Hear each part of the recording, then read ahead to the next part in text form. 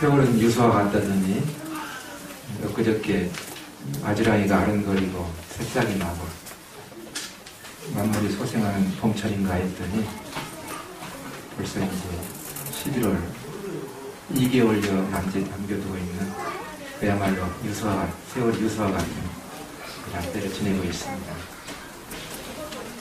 그럼에도 불구하고 우리 주님의 모든 것이 은혜에 있는 것을 생각하며 감사드립니다.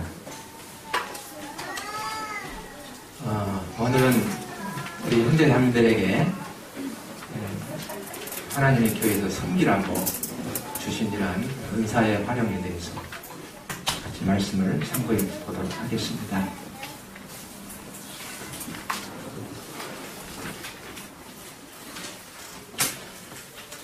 세계 제2차 대전이 끝나고 바로 얼마 있지 않아서 미국의 한 기독교 대학에서 수양회를 열었습니다. 그 수양회는 미국에 있는 캘리포니아 어떤 산속이었습니다. 거기에서 수양회를 가졌습니다. 이 수양회에 참석한 이란 사람들 중에는 히틀러 당시에 2차 대전 히틀러 유명하잖아요. 독일. 히틀러 당시에 공군에 소속된 이란 조종사가 있었습니다. 그리고 뿐만 아니라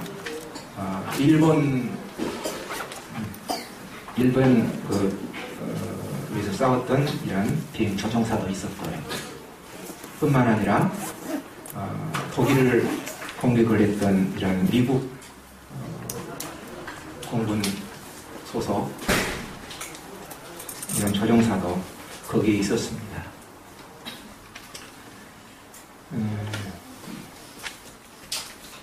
이 세 명의 이런 조종사들은 구원받은 적이 없었고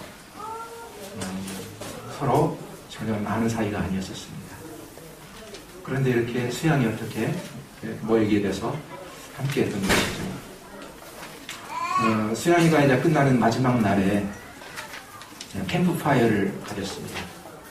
캠프파이어 주위에 모든 사람들이 빙둘러 이제 앉았습니다. 그리고 캠프파이어를 이제 즐기고 있었죠. 그런데 거기에 사회를 맡고 있는 이런 사람이 여러분들 중에 예수 그리스도를 자신의 구주로 영접할 분은 영접하십시오 하고 권유를 했습니다. 뿐만 아니라 예수님을 자신의 구주로 영접하여 자신의 생명을, 자신의 삶을 번제로서 드리기를 원하는 이런 사람은 그 표로서 앞에 있는 이 나뭇가지를 주어서 그 캠프파이어 불 앞에 던지라고 했습니다. 사회자가.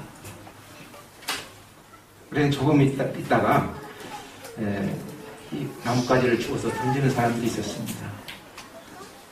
그들은 바로 세 명의 2차 대전 때 서로 적들이었던 그 세 명의 조종사들이었습니다. 그 조종사들은 이제 처음에 독일 조종사가 이제 나뭇가지를 주워가지고 그 불에 던졌습니다. 그 다음에 바로 이어서 일본 조종사가 이렇게 집어가지고 나뭇가지를 집어서 불에다 이렇게 던졌습니다. 그리고 또 이어서 미국 조종사가 불에 던졌습니다. 그리고는 그들은 눈에 눈물이 고인 채 글썽거리면서 서로 팔짱을 끼면서 성도들과 함께 팔짱을 끼면서 하나님을 찬양하는 이러한 일이 있었습니다.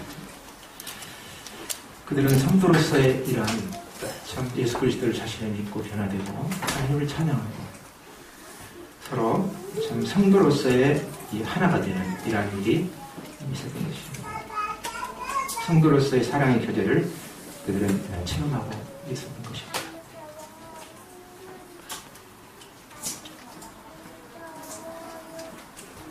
참 세상에 믿지 않는 이런 사람들, 불신 세계에 있는 믿지 않는 사람들이 어떻게 해서 참 하나가 될 수 있겠습니까? 도저히 하나 될 수 없지요. 복음으로서만이 하나 될 수 있습니다. 인종을 떠나서 민족과 나라를 초월해서 오직 복음만이 사람을 변화시킬 수 있다고 하는 것입니다. 복음만이 변화를 받고 그들이 참 하나를 이루는, 주 안에서 하나를 이루는 이러한 역사가 오직 복음으로 말미암아 된다고 하는 것입니다. 우리가 노력해서 하나가 된 것이 결코 아니라고 하는 겁니다. 어떻게 노력해서 우리가 하나가 되겠습니까? 결코 아닙니다. 우리는 예수 그리스도를 믿고 구원받고 주 안에서 하나가 되는 것입니다. 성경에서는 말씀하시기를 하나 되기 위해서 애쓰라고 이렇게 말씀하시지 않고 이미 주 안에서 형 안에 매는 줄로 성령님이 하나 되게 하신 것을 힘써 지키라고 이렇게 말씀하십니다. 이미 하나 되게 해주셨습니다. 하나 되게 하심을 힘써 지키라고 이렇게 말씀하고 계십니다.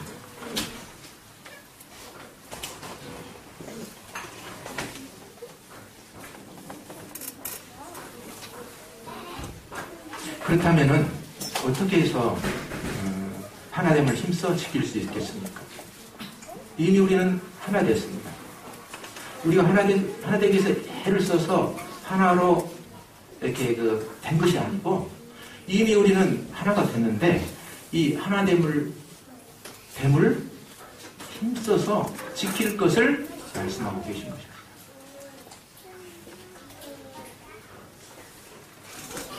어떻게 하면은 우리는 하나됨을 힘써 지킬 수 있겠습니까? 먼저 빌립보서를 한번 보겠습니다. 빌립보서 2장입니다.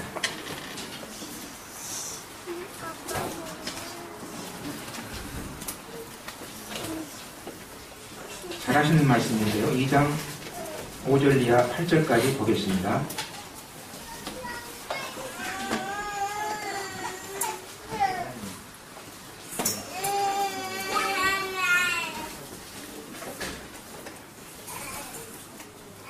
너희 안에 이 마음을 품으라. 곧 그리스도 예수의 마음이니 그는 근본 하나님의 본체시나 하나님과 동등됨을 취할 것으로 여기지 아니하시고 오직 오히려 자기를 비어 종의 형체를 가져 사람들과 같이 되었고 사람의 모양으로 나타나셨으니 자기를 낮추시고 죽기까지 복종하셨으니 곧 십자가에 죽으심이라. 여기에서 우리 주님의 겸손을 볼 수 있습니다. 빌립보 기자는 주님의 마음을 품으라고 말씀하십니다. 그것이 바로 겸손이죠. 그러면 주님이 어떠한 겸손을 가지셨을까? 그것은 우리가 방금 읽은 내용입니다. 하나님이 어떻게 인간과 하나가 될 수 있었겠습니까? 하나 될 수 없습니다. 어떻게 창조주와 피조물이 하나 될 수 있겠습니까? 결코 그럴 수 없습니다. 하나님 편에서 먼저 자기 자신을 이 말씀대로 비우시지 않으면 안 되셨던 것입니다. 하나님께서 자기 자신을 비우셨습니다. 하나님의 어떠하심? 하나님의 높으심, 하나님의 크심, 하나님의 광대하심, 하나님의 전지하시고 전능하심 하나님. 그 하나님이 어찌 한낱 피조물의 인간과 감히 비교할 수 있고 하나 될 수도 있겠습니다. 그러나 그분이, 그 하나님이 인간이 되셨다고 하는 것입니다. 그 하나님께서 인간이 되셨다고 하는 것입니다. 그것은 하나님과 동등하다고 하는 자기를 비우신 것입니다.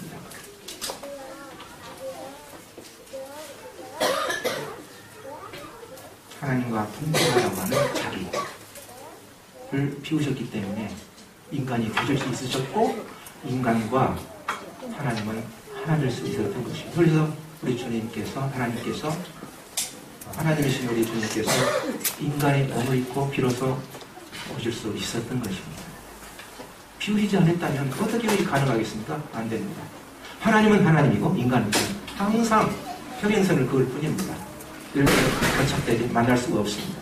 하나님 편에서 여기를 비우셨기 때문에 하나님의 높으심, 광대하심, 위대하심, 전지하심, 전능하심 이러한 하나님 자기를 비우셨기 때문에 인간이 되셨고 인간과 하나가 될 수가 있었던 것입니다.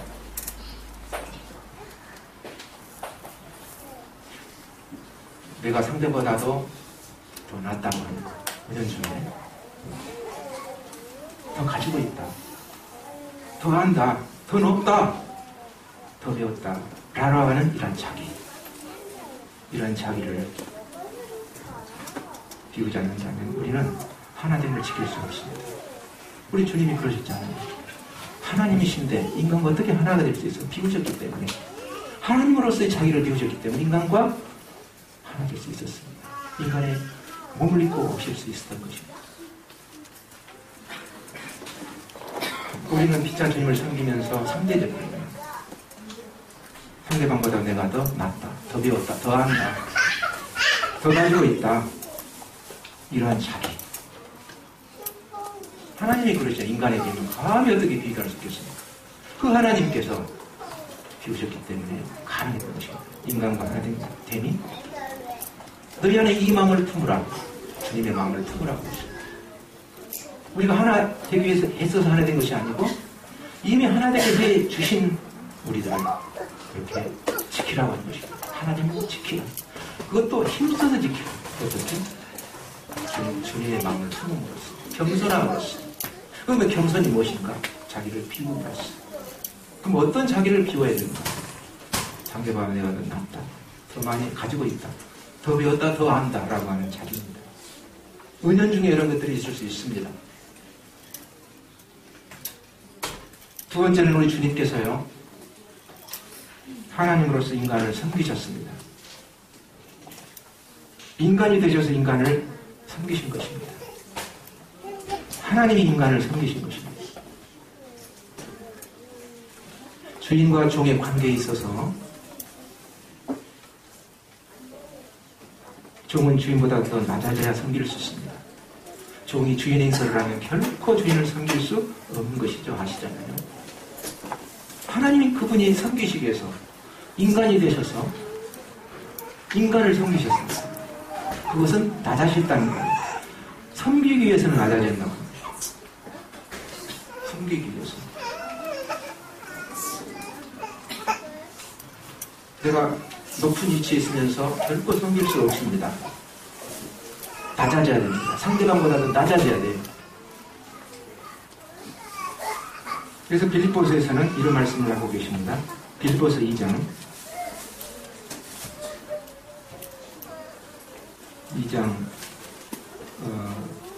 1절 이하를 보겠습니다. 그러므로 그리스도 안에 무슨 권면이나 사랑의 무슨 위로나 성령의 무슨 교제나 긍휼이나 자비가 있거든 마음을 같이하여 같은 사랑을 가지고 뜻을 합하여 한 마음을 품어 아무 일에든지 다툼이나 허용을 하지 말고 오직 겸손한 마음으로 각각 자기보다 남을 낮게 여기고 특별히 각각 겸손한 마음으로 각각 자기보다 남을 낮게 여기고 단순한 하나님의 말씀입니다. 더 낮게 여기기 위해서는 상대방보다 더 낮아져야 돼.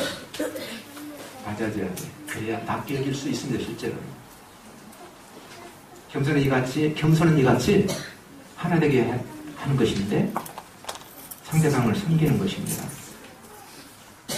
상대방을 섬김으로 해서 진정으로 하나됨을 지킬 수 있는 것입니다.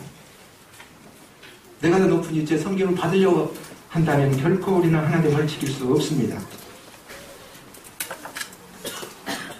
세 번째로는 하나님께서요, 아시는 대로 우리 인간을 위해서 희생당하셨습니다. 십자가에서 죽음을 당하셨습니다. 그것은 하나님의 사랑에서 나온 것입니다. 어떻게 하나님이 피조물인 인간을 위해서, 그것도 죄인을 위해서 희생을 당하시고 죽음에 내어주실 수가 있으셨겠습니까? 그것은 하나님의 큰 사랑입니다. 사랑에서 비롯된 것입니다.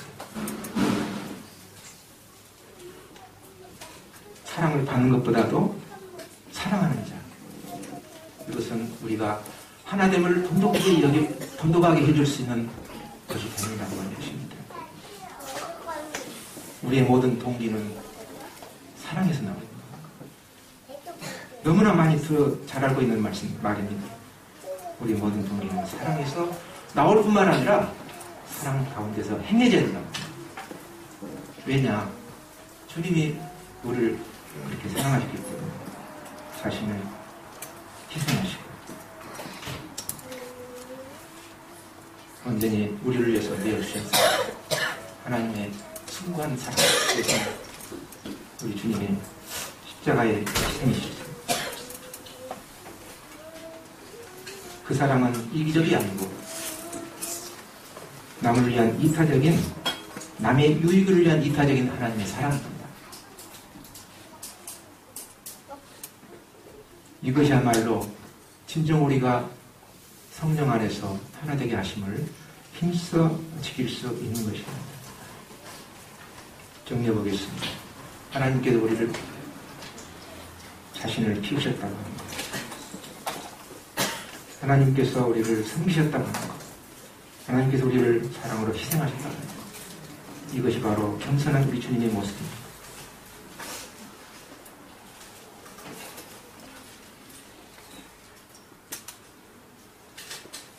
하나 되려고 애를 쓰지 마십시오.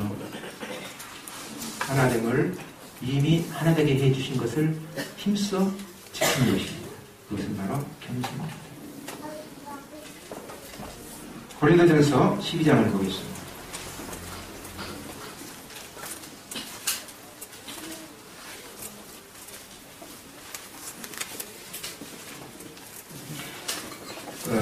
고린도전서 12장 12절 이하 27절까지인데요. 어떤 형제님께서 좀 긴데 읽어주시면 감사하겠습니다.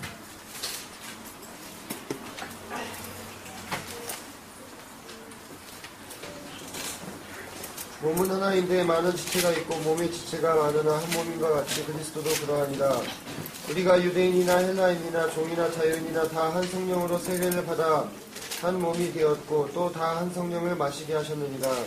몸은 한 지체뿐만 아니요 여럿이니 만일 발이 이르되 나는 손이 아니니 몸에 붙지 아니하였다 할지라도 이것도 몸에 붙지 아니한 것이 아니요 또 귀가 이르되 나는 눈이 아니니 몸에 붙지 아니하였다 할지라도 이것도 몸에 붙지 아니한 것이 아니니 만일 온몸이 눈이면 듣는 곳은 어디며 온몸이 듣는 곳이면 냄새 맡는 곳은 어디냐. 그러나 이제 하나님이 그 원하시는 대로 지체를 각각 몸에 주셨으니 만일 다 한 지체뿐이면 몸은 어디냐. 이게 지체는 많으나 몸은 하나라. 눈이 손더러 내가 너를 쓸 데가 없다 하거나 또한 머리가 발더러 내가 너를 쓸 데가 없다 하지 못하니라.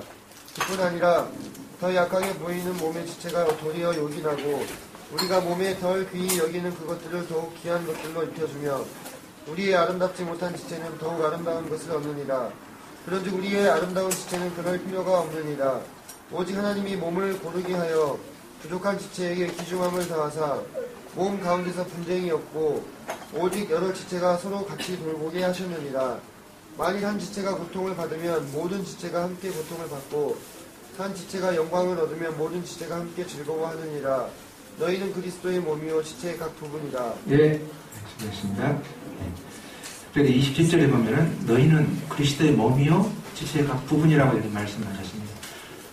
여기에서 너희라고 하는 이 너희는 교회입니다. 하나님 교회. 그리스도의 몸이요 지체의 각 부분이다 이렇게 말씀하십니다. 몸이 4분 5열 돼가지고 갈라졌다는 이것은 끔찍한 일이죠. 몸은 여러 지체가 한 몸을 이루고 있다고 하는 거예요. 그래서 하나를 이루고 있다고 하는 거예요. 그래서 제가 서두에 하나됨을 강조해서 말씀을 드렸습니다. 몸은 하나입니다. 그러나 지체는 많습니다.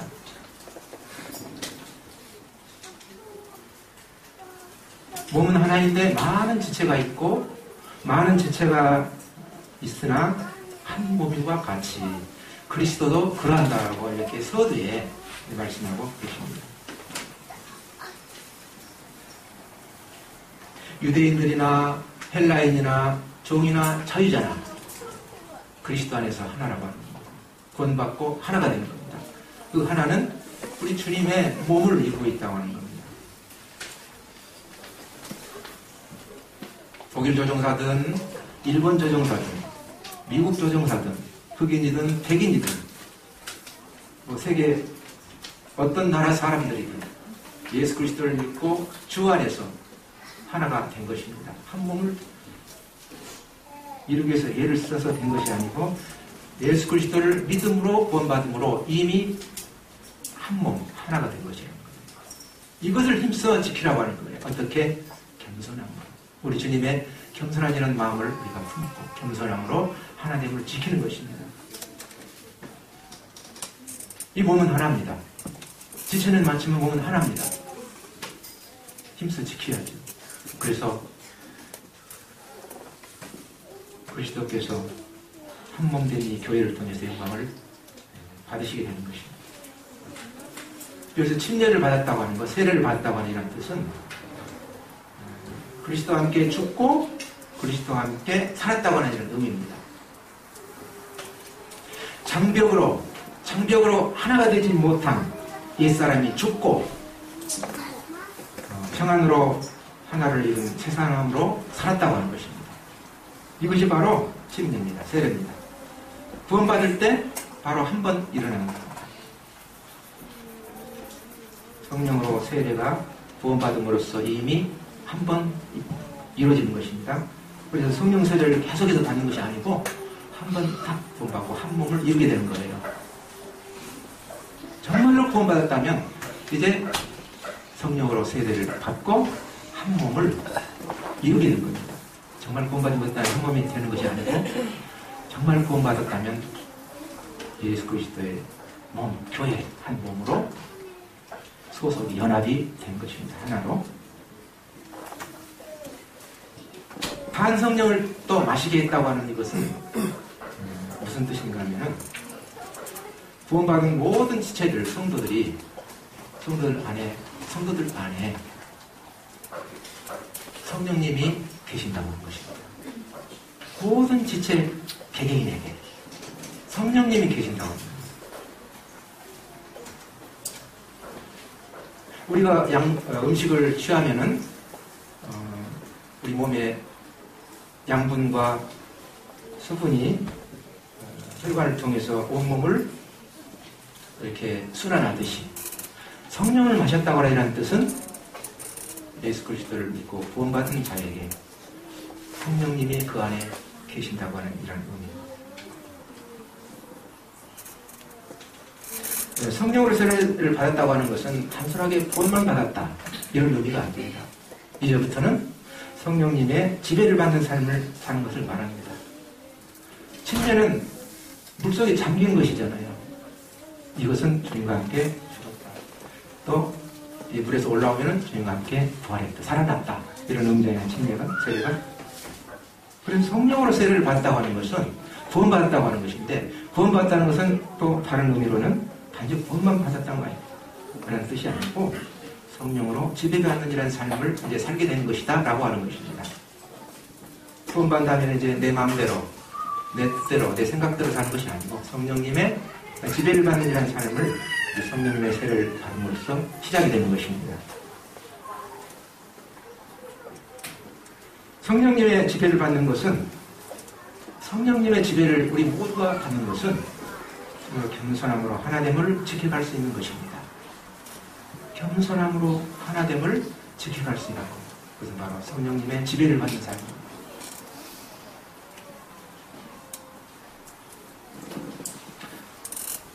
이제 지체의 관계에 대해서 쭉 말하고 있는데요. 14절부터 22절에 보면은 발과 손의 관계가 나오고요. 그 다음에 귀와 눈의 관계가 나옵니다.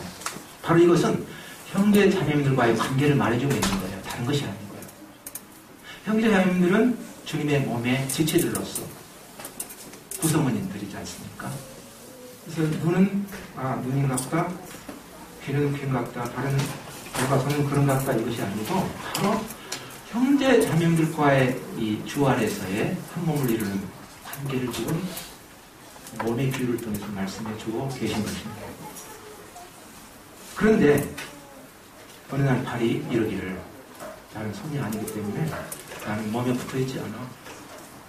나는 눈이 아니기 때문에 귀가 말하기를 나는 몸에 붙어있지 않아. 만일이라는 말을 쓰면서 그럴지라도 몸에 붙어있는 것이 아니다. 이렇게 말하고 있습니다. 여기서 문제는요. 모든 지체들은 존귀하지 않는 지체들이 없습니다. 정말 구원받은 성도들, 지체를 이루고 지체가 몸을 이루고 있는 이 성도들 개개인은 바로 존귀한 자들입니다. 귀중한 자들입니다. 그런데 어느 날 나는 손이 아니기 때문에 발이 이르기를 나는 몸에 붙어있지 않아. 귀가 이르기를 나는 눈이 아니기 때문에 몸에 붙어있지 않아. 이렇게 서로 비교함으로써 열등의식을 갖는다고 하는 겁니다. 문제는 여기에 있습니다.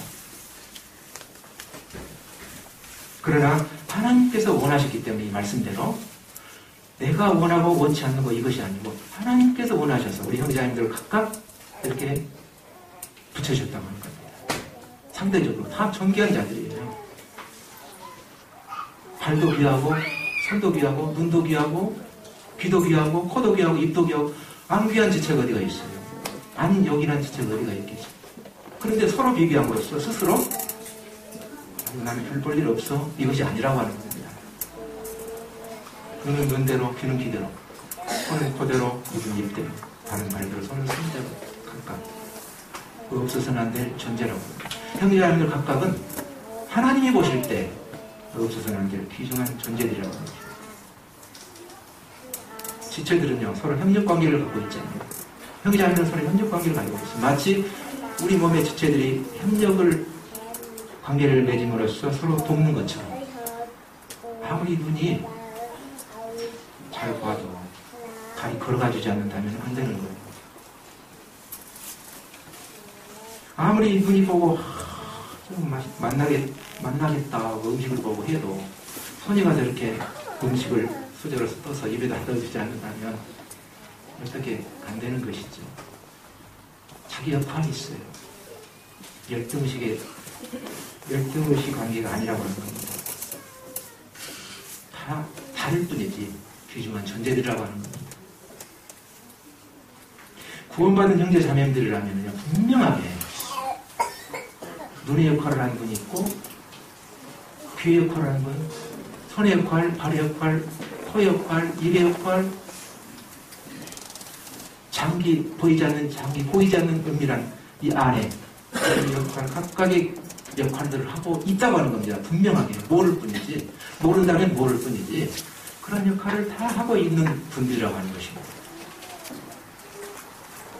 소중하지 않는 지체들은 없다고 하는 것입니다. 하다못해 머리카락 하나까지도 얼마나 소중한 존재인지 그렇습니다.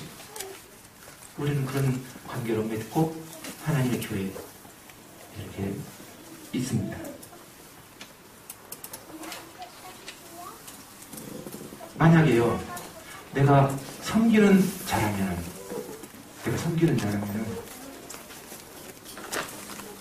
말씀을 전하는 자와 비교하면 안 된다고 하는 것입니다. 잘 들어보십시오.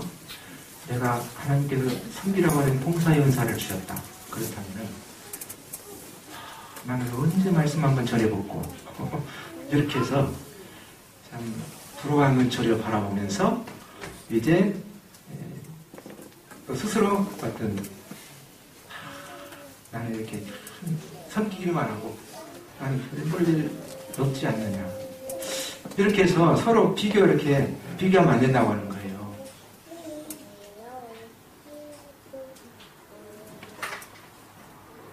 섬기는 자는 섬기는 일로 하나님께 영광을 돌리는 것이고 말씀을 전하는 분들은 말씀을 전함으로 하나님께 영광을 돌리는 거예요. 이것은 지체들이 각각 자기가 섬김으로써 자기에게 주신 이런 은사대로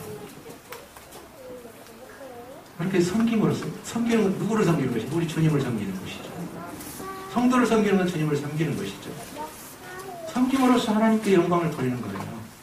어떤 뭐 비교하고 열등의식을 갖고 이것이 아닌 거예요. 눈은 눈대로, 귀는 귀대로, 발은 발대로, 손은 손대로, 입은 입대로 이렇게 하나님께 영광을 돌리는 것이죠. 보게 해주셔서 하나님 감사합니다. 듣게 해주셔서 감사합니다. 이렇게 해서 또 말할 수 있게 해주셔서 감사합니다. 냄새 맡을 수 있게 감사합니다. 걸을 수 있어서 감사합니다. 만질 수 있어서 감사합니다. 섬기는 자는 섬기는 일로, 말씀을 전하는 자는 말씀을 전하는 대로 각각 하나님께 영광을 돌리는 것입니다. 그래서 하나님께 영광을 돌림으로 우리가 섬김으로써 하나님께 영광을 돌림으로써 우리가 한 몸됨을 나타내는 거죠. 서로 뭐 열등의식을 가지고 서로 시기하고 부러워하고 막 그렇다면 어떻게 하나님 앞에 영광을 돌릴 수 있겠습니까? 나는 죽어도 귀가 아니야. 귀가에 붙어있는데 귀가 아니고 나는 눈을 부러워해. 내가 눈이었으면 좋겠어. 일단 그리고 귀가 그냥 이렇게 스스로 나는 게 포기해가지고 떨어져 나가려고 한다면 어떻게 됩니까? 그래서 귀는 귀대로, 눈은 눈대로, 손은 손, 각각 제 기능을 발휘함으로써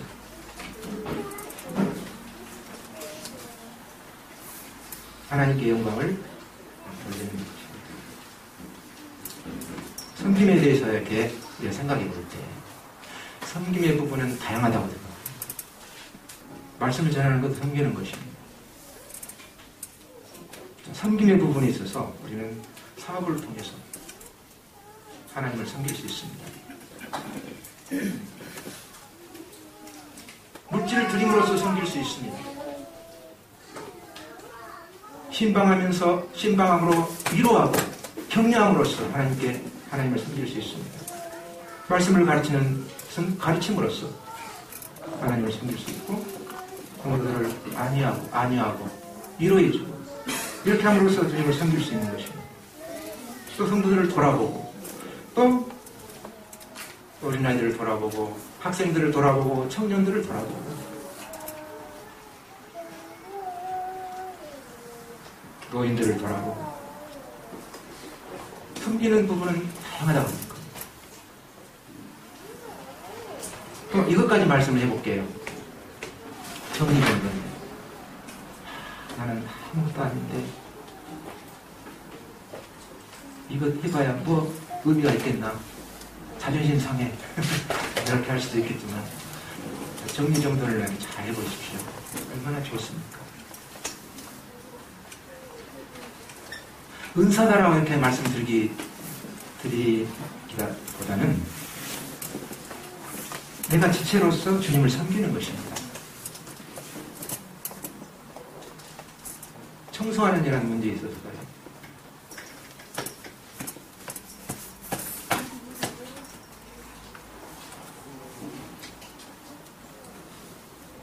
이러한 섬김의 면에 있어서 우리 주님을 섬기는 거죠.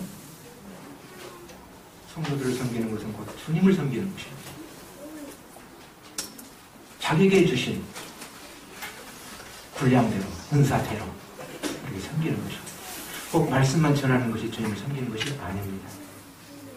성도들 모두에게는 각각 지체의 역할을 하고 있다고 합니다. 모른다면 안타까운 일이죠. 내가 하나님의 교회에서 어떤 섬김을 가지고 주님께 영광을 돌리고 있는가?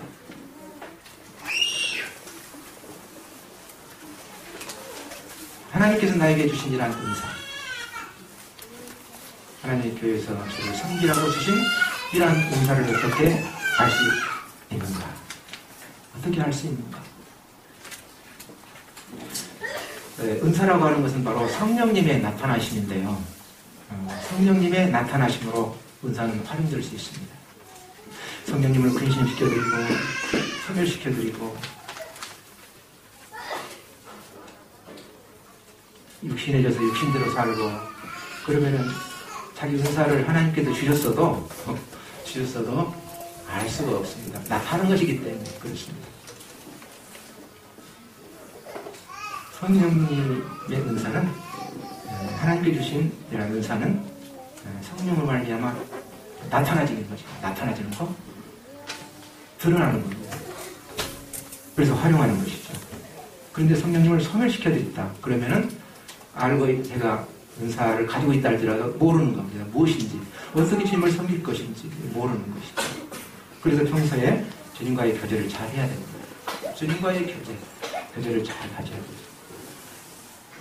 주님과의 교제를 잘하면은 주님을 잘 섬길 수 있어요. 주님을 잘 섬길 수 있다고 하는 것은 주님께서 나에게 섬기라고 주시니라는 은사를 가지고 하나님 교회에서 섬길 수 있는 것입니다. 그 다음에는요, 은사를 그렇게 해서 이제 알 수 있는 것이고요. 어떤 상황이 보이는 것입니다. 예를 들어서 정말 병석이 너무나 널려 있고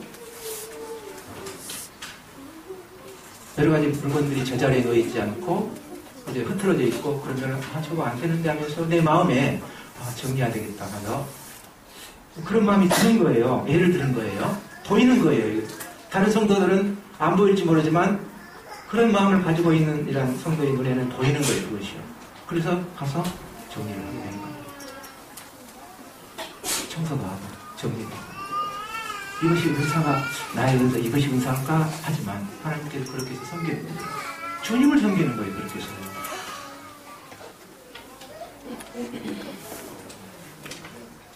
그리고 어떤 일에 관심을 갖는 거예요. 관심이 없는 것이 아니고 어떤 일에 관심이 있어요. 그러면서 생각해 보시고 어떤 것이 하고 싶어요. 주님을 위해서 하고 싶다.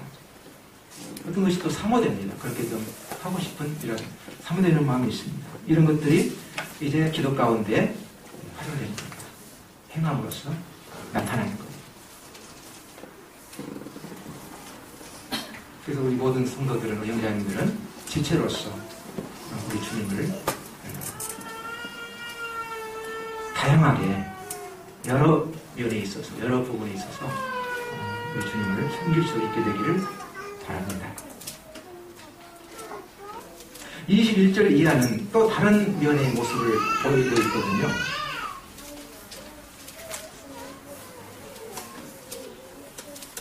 눈과 손의 관계, 그리고 머리와 발과의 관계, 이런 관계를 보이면서 이제 쓸데없다고 하는 것입니다. 하나님께서 아까도 말씀드렸지만은 지체를 붙여주셨는데 쓸모없는 지체를 붙여준 하나님은 아니십니다. 전혀 쓸모가 없는데 붙여주셨어. 이것이 아니에요. 필요한 지체를 하나님 붙여줬어요. 하나님을 섬기면서 하나님의 영광 돌리라고 이렇게 붙여주신 거예요. 그런데 21절 보면 눈이 손들어 내가 너를 쓸데없다 이렇게 감히 할 수 있는 거. 제가 이렇게 상상을 해봤는데 눈이 손들어 내가 너를 쓸데없다 이렇게 하는 겁니다. 야, 나는 그 일도 보는 일을 하는 거야. 감상도 하고 봄으로써 정보를 뇌에 전달해주고 이 보는 역할이 얼마나 내가 하는 일이 귀중한 줄 알아. 그런데 너는 뭐야? 기껏 이렇게 잡는 일만 하잖아. 손이 아닌데 뭐야? 이렇게 쓸데없다. 이렇게 하는 거야.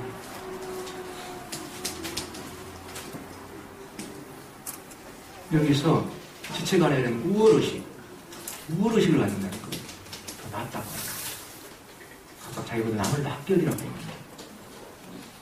반대로 내가 남보다 더 낫다고 합니다. 그러니까 우월의식을 갖는다고 하는 거예요. 실제적으로. 지체간에는 더 낫다라고 하는 거예요.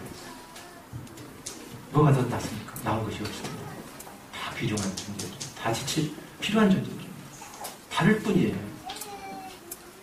그리고 머리가 발더러 나는 생각하잖아. 나는 계획하고 기억하고 판단하는 게 얼마나 귀중한 일인지 몰라. 반론은 뭐야? 기껏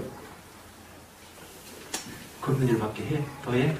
하면서 이렇게 판단하는 거예요. 쓸데없다고 하는 거예요. 내가 낫다고 하는 거예요. 우월의식. 우월의식을 버려야 됩니다. 더 낫다. 더 나은 지체는 없습니다. 다 평등합니다. 다 존귀하고 다 하나님께서 보시기에 필요한 이러한 지체입니다. 지체는 서로 간에 필요한 존재지 더 우월한 존재는 아니라고 하는 것입니다.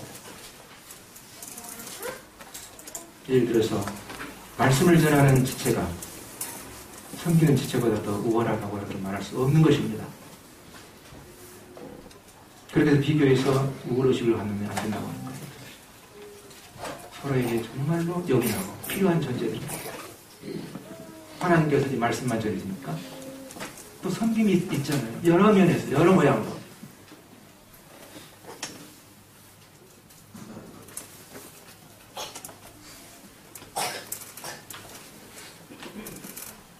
말씀만 전하고 식사 제공을 안 해주시면 어떻게 하겠습니까? 안 되잖아요. 섬김 필요합니다. 신발 정리하고 청소만 하는, 청소를 하고 신발 정리하는 지체가 성도들을 격려하고 위로해주는 지체보다 더 못하다고 하는 것이 아니라고 하는 것입니다. 더 못한 것이 어디가 있어요? 다 존귀합니다.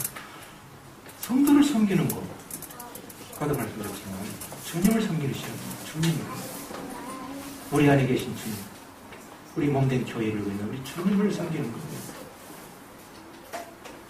무슨 일을 하든지 마음을 다하여 죽게 하듯 하고 사람에게 하듯 하지 말라 말씀이 있어요. 마음을 다하여 주님께 하듯 하라고 했습니다. 사람에게 하듯 하지 말으라고 했습니다. 사람에게 하듯 하면 실망합니다. 섬겼는데 나에게 돌아온 것은 뭐야? 실망뿐이죠. 주님 말씀에 죽게 하듯 하라고 했습니다. 무슨 일을 하든지 죽게 하듯 하라고. 22절, 27절까지 보면은 몸에 더 약하게 보이는 지체가 도리어 여기나다고 그랬습니다. 약하게 보이는 지체. 우리 노 자매님들, 우리 부친님들 몸이 불편하고 약하게 보이잖아요. 그런데요, 여기라는 것이 뭐겠습니까? 그분들은 정말 교회를 위해서 기도합니다. 성도를 위해서 기도합니다. 그분들이 계시기 때문에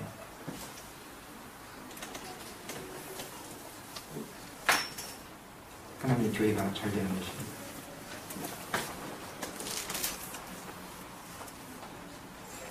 그 다음에 몸에 덜 귀히 여기는 것들은 더욱 귀한 것들로 입혀주며 그랬는데요. 세상적으로 배우지 못하고 가난한 성도들, 이런 성도들이 믿음의 진정으로 부유함을 갖고 갖는 이런 형제들 자매들이 많이 있습니다. 믿음에 대해서 부유하냐, 지체들.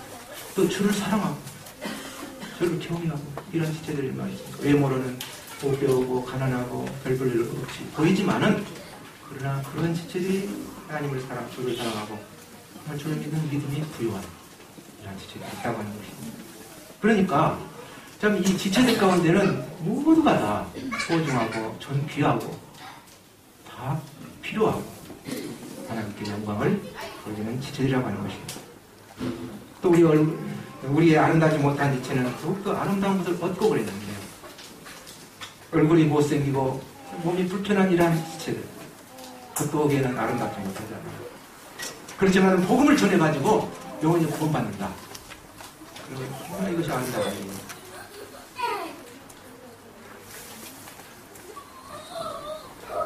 그렇습니다. 너희는 그리스도의 몸이요 지체가 부분이다. 우리에게 하나님께 섬기라고 주신 은사를 주신 이런 목적이 무엇일까? 에베소 4장을 보겠습니다.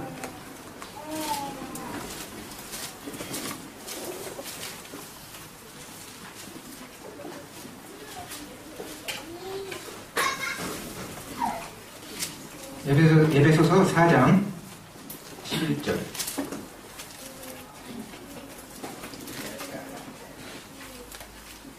그가 혹은 사도로 혹은 선지자로 혹은 복음 전하는 자로 혹은 목사와 교사로 쓰였으니 여기서 목사라는 이런 원어적인 이런 의미는 목사가 아니고 목자입니다. 영어로 셰퍼드, 목자입니다. 목자와 교사를 주셨으니 그 다음에 12절 이는 성도를 온전케 하며 봉사의 일을 하게 하며 그리스도의 몸을 세우려 하심이라 그랬습니다. 이것이 목적이 있습니다. 은사를 주신 하나님께서 나라와 하여금 섬기라고 주시는 은사를 주시는 목적이 여기에 나와 있습니다. 성도를 온전케 하는 데 목적이 있습니다. 그것은 바로 인격적으로 우리 주님을 알아가는 것입니다. 직접으로 알아가는 것이 아니고 인격적으로 주님을 알아가도록 하기 위한 은사의 활용입니다. 그 목적이요. 그 다음에 봉사 일을 하게 하며 그랬는데 봉사는 주님을 섬기도록 하는 것입니다. 주님을 섬기는 겁니다. 그 은사를 주신 것은 주님을 섬기는 거예요. 성도를 섬기는 것이고 주님을 섬기는 거. 섬기는 것이 목적. 그 다음에 그리스도의 몸을 세우기 위한 것이다. 이것은 바로 주님의 분량까지 성장해 갑니다. 결국은 성장해 갑니다. 어린아이가 태어나면은 계속해서 자라가듯이 교회도 계속해서 그 수준의 선에서 이렇게 머물러 있는 게 아니고 자라가는 거예요. 교회도 자라가는 겁니다. 그래서 지금 말씀에 그리스도의 장성한 분량이 충만한 데까지 이르리니 이렇게 말씀합니다. 그래서 이러한 은사 활용을 통해서 우리가 영적으로 성숙해가고 주님을 신실하게 섬기게 되는 것입니다. 은사를 주신 것은 성도를 온전케 하신 것이고 온전케 하게 하신 것이고 봉사일을 하게 하신 것이고 그리스도의 몸을 세우도록 하기 위한 것. 다시 말하면 주님의 몸인 저희가 이제 성장되는 이런 목적으로 은사를 주신 것이다 라고 말씀합니다. 성장들에게 이 은사, 여러분들에게 주신 이런 섬기러 오신 은사를 알고 주를 위해서 잘 활용할 수 있게 되기를 감사합니다.